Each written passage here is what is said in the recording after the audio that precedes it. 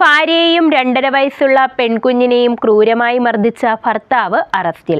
ലഹരിക്കടിമയായ ഇയാൾ ഭാര്യയുടെ തലയിൽ ചവിട്ടിയ ശേഷം കുഞ്ഞിനെ എടുത്ത് താഴേക്ക് എറിഞ്ഞായിരുന്നു അതിക്രമം കാട്ടിയത്. മാവേലിക്കര താമരക്കുളം സ്വദേശിയായ ഭർത്താവ് ശ്യാംകുമാറിനെ നൂർനാട് പോലീസാണ് അറസ്റ്റ് ചെയ്തത്.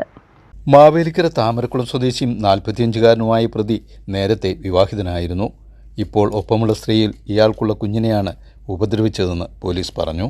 ഭാര്യയെ ചവിട്ടിയ ശേഷം കുഞ്ഞിനെ താഴേക്ക് വലിച്ചെറിയുകയായിരുന്നു.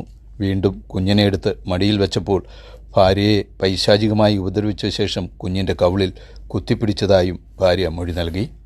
2 ആഴ്ച മുൻപ് 4 വയസ്സുള്ള മകനെയും ഇയാൾ ഉപദ്രവിച്ചിരുന്നതായി ഭാര്യ മൊഴി നൽകിയിട്ടുണ്ട്. ഭാര്യയുടെ മൊഴിയെ തുടർന്ന് കേസെടുത്ത പോലീസ് പ്രതിയായ ശ്യാംകുമാറിനെ അറസ്റ്റ് ചെയ്യുകയായിരുന്നു.